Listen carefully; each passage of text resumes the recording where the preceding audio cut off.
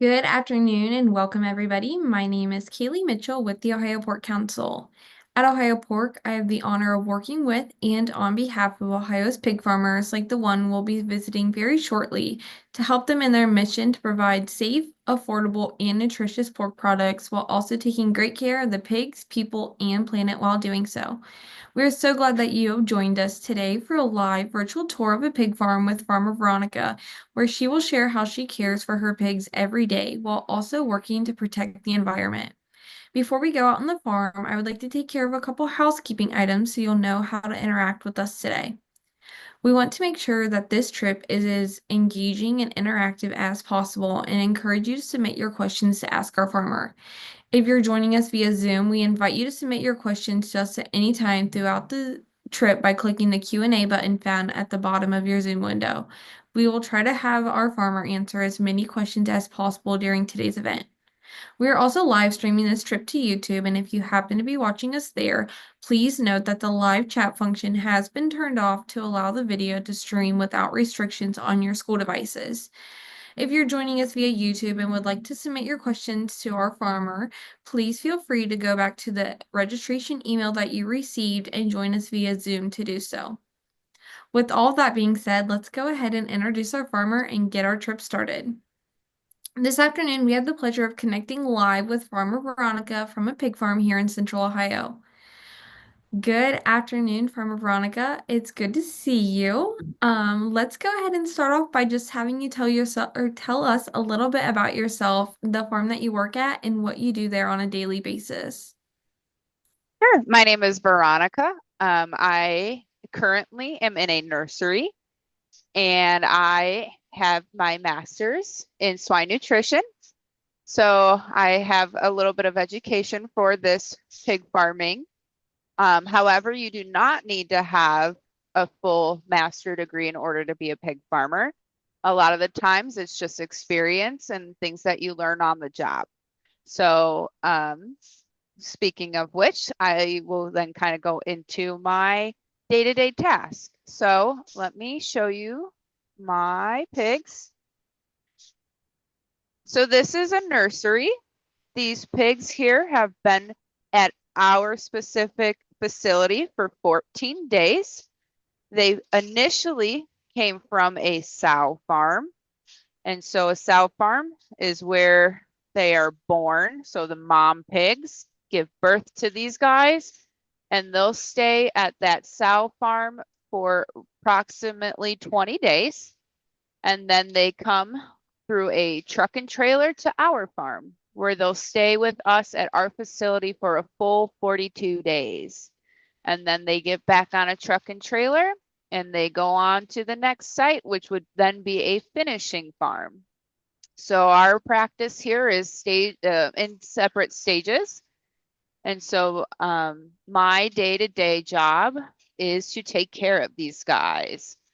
And so we do that by showering in every morning, which is the term biosecurity, to reduce the risk of any type of foreign diseases that we can bring in on our clothes and our hair that could get these guys sick. So the first step is through that biosecurity of showering in to keep everyone all healthy.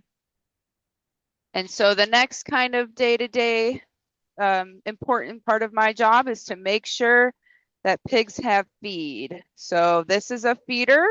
It's got all these little head spaces and the feed is delivered through this tube and it comes down and fills. And this would be a corn and soy diet. So that's the predominant diet of what pigs eat. So I'm always checking to make sure that these pigs have a free access, always flow of food. And that comes in through a bunch of technology. So we have this feed system that runs through the entire barn. And then every pen is then identified as a group. So our identification is not on the individual pig basis, but on their pen. So you can see that we have This whole pen is considered one group, and we identify them through that 5 and 6. So that's how we keep them identified through their entire 42 days here.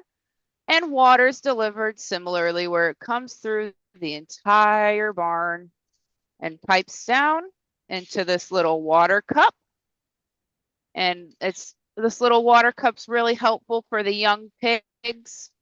It's easier for them to access, so they just pop that and get water. And again, that's always available to them. So they should never be without feed, and they should never be without water.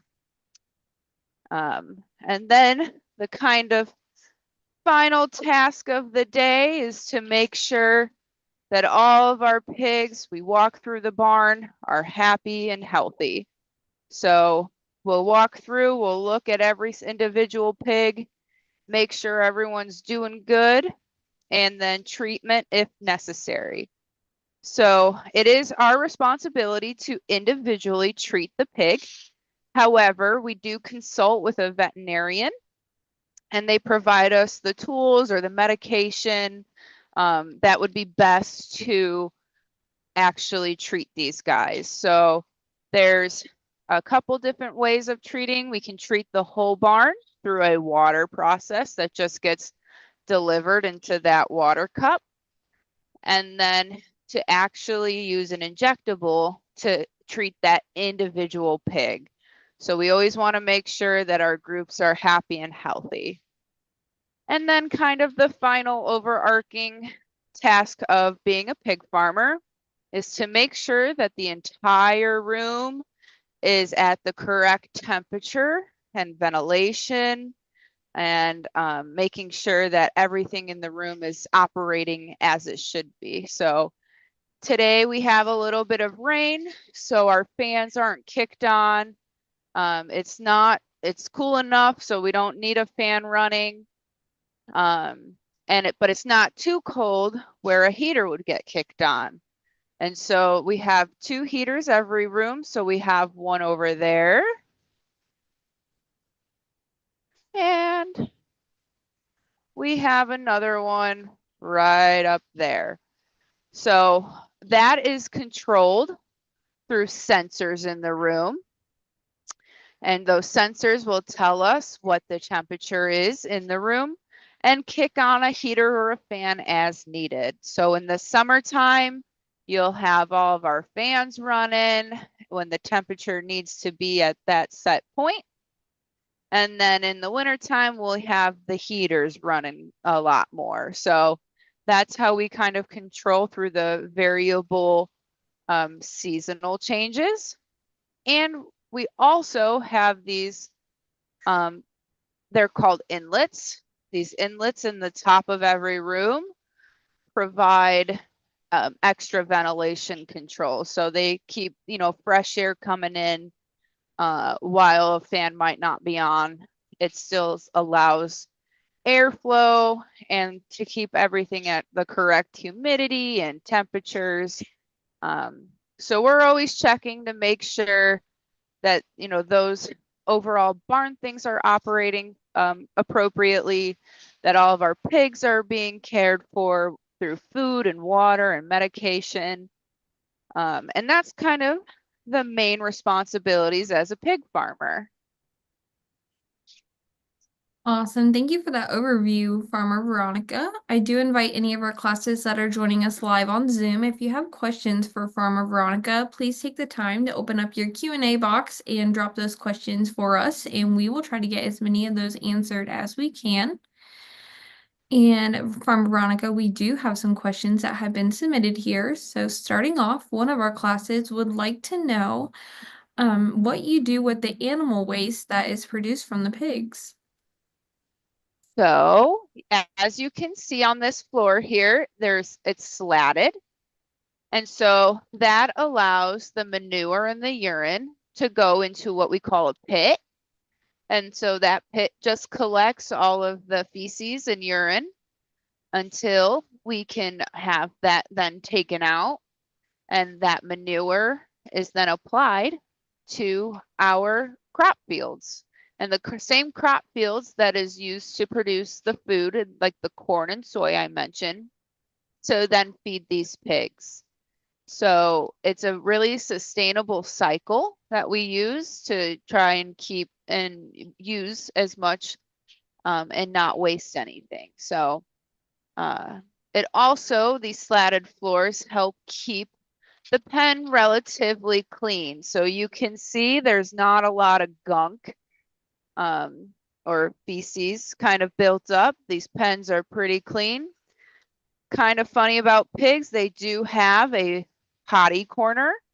So they kind of choose a set area to go to the bathroom, which is kind of takes away from the old tale of pigs are dirty. They're actually pretty clean. You can see these guys are all pretty clean. And that's because they have a designated bathroom corner. And, you know, then that manure falls into the slats. So it's, again, goes to the field. So we keep it a really sustainable cycle. Awesome, Farmer Veronica. We've had several questions come in, and so we'll move on to the next question here. Miss Vicky's class would like to know what the gestation period for the pigs are. It's a really easy one to remember. So 3 months, 3 weeks, and 3 days. So 3, 3, 3. Those that mama will stay and gestate for, and then as I mentioned at that sow farm, she'll give birth or farrow. And after the pigs have been farrowed, they stay with mom for an additional 20 days, and then they come here. Awesome, Farmer Veronica. We have another question from Miss Vicky's class here, and they would like to know if you have a rough estimate of how much the pigs weigh that are in your barn right now. These pigs probably weigh about 20-ish, 25 pounds. They're tiny, but they can pack it pretty dense. Awesome. Thank you, Farmer Veronica. Another question here from Miss Vicky's class. They would like to know what breed of pigs you have on your farm. So we have what's kind of considered the commercial industry standard genetic. So we have a Yorkshire and Landrace cross. So that Landrace, you'll see that kind of floppy-eared pigs. You'll see maybe in, let's see, this guy's ears are a little, oh, he's gonna run away. But those Landrace will have those floppy little ears, where that Yorkshire pig is going to have more erect and upright ears. And so we have a cross between the two, and that is pretty standard in the industry. They make for good moms, and then they grow really fast. Awesome, Farmer Veronica. We have a question here from Mrs. Peterson's class and Miss Alicia's class, and they would like to know how old the pigs are and how much they weigh when they go to market. Yep. So in total, those pigs will weigh 280 pounds when they go to market. That's, again, kind of that industry standard. And they'll be, let's see, about 112 days old in that timeline. So in total, they're about 6 months. So they're pretty old, but, you know, not too old. And then they get pretty chunky. Awesome, Farmer Veronica. We have another question here from one of our classes, and they would like to know if you have to wear special clothes in the pig barns. I do. So they're not too special. It's still just a shirt and some scrubs. And I'm wearing my comfy sandals right now because I'm not going into pens. But we don't allow our street clothes in the barn. So that's, again, referring to that point of biosecurity. So when we enter the barn, we remove our street clothes and we shower. And then when we come out on the clean side, then we use our farm clothes. So it's not special, but it's that line of protection that everything stays at the farm that we're using for the farm, to make sure we're not tracking in anything that could potentially be harmful to our pigs. So when we're actually working with our pigs, we wear boots. So that's kind of the extent of what we're wearing. Thank you for Farmer Veronica. We have a question here from Miss Schroeder's class, and they would like to know if you can talk to us a little bit about how much the pigs weigh when they are born. Yeah, so when they're born, pigs can weigh anywhere from 5, 6 pounds. They're kind of, pretty little, and then they grow and they stay on mom, and they will be with that mom until, like I was saying, that 20-day mark, and then they come to us at about 14 to 15 pounds. And so they've then taken that time here. Like I was saying, they've been here for 14 days. And so then these guys are now at about that 20, 25-pound mark. So, um, they grow pretty rapidly. Thank you, Farmer Veronica. We have another question here from one of our classes, and they would like to know about how many piglets are in the average litter.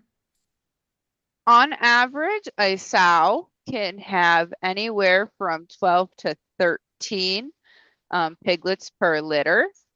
And sometimes there's gilts. And so gilt is a female pig who has not given birth before. She might have a little bit less than that. So she's still a new mom, young, where an established mom or sow. So a sow is a pig that has had multiple litters. She might have a couple extra.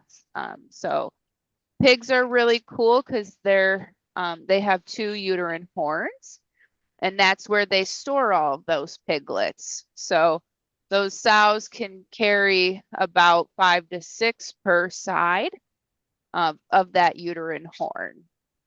So that's why she can have those many piglets. So we have a question here from Miss Amanda's class, and they would like to know what food your pigs eat on the farm. What food? Yes. Okay. So pigs predominantly eat a corn and soy diet. So it's all corn, all soy, and then vitamins and minerals to keep them happy and healthy.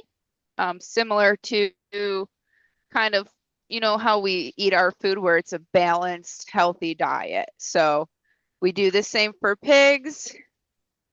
And you can see all those flecks of corn in there. The soy's a little bit harder to pick out just because that's a little bit more ground in there, but that is a corn and soy diet.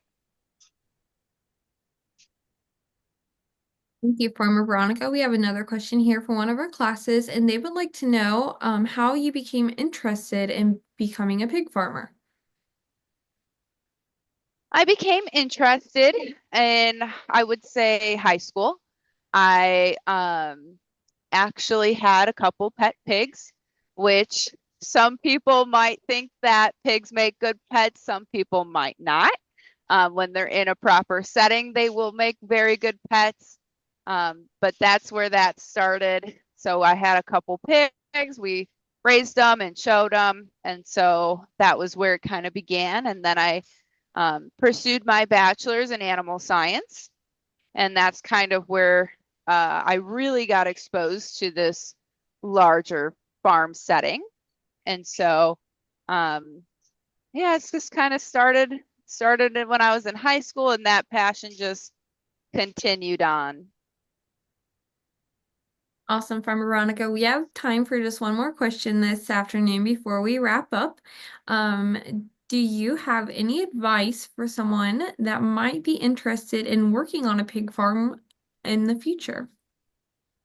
Yeah, so I would say that if you're interested, try and get some experience. So if you find that you might like pigs, well, if you try and work on a pig farm, you're going to figure out if you really like working with pigs or if maybe it's not the career for you. But at least you learned something.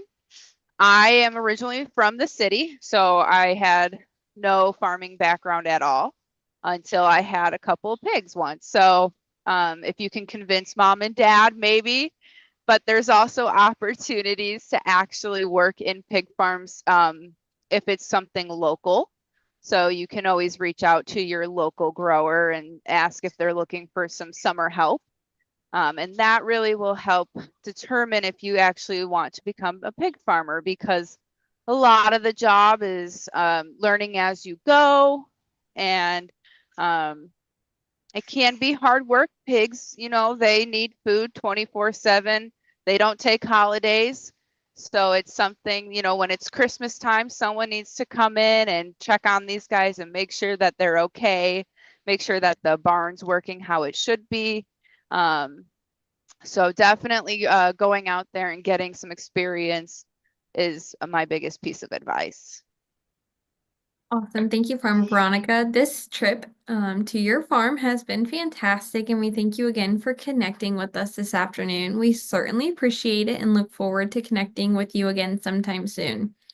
As we wrap up, I want to be sure to let everybody know that there'll be a post-tour survey open in your browser upon the conclusion of the tour and in a follow-up email that you'll receive in 24 hours. So we would greatly appreciate you taking a moment to complete that survey to help us evaluate our trips. Speaking of trips, Ohio Pork has just a few more trips on our calendar for this spring. So head over to virtualfarmtrips.com or ohiopork.org/virtual field trip to join us again. And as always, you can be on the lookout for more information to come regarding our events. On behalf of the Ohio Pork Council and Ohio pig farmers like Farmer Veronica and our technical producer Dan Tolan, we thank you again for joining us. We hope you have a safe and happy week, and we hope to see you again on a future virtual field trip. Have a great day.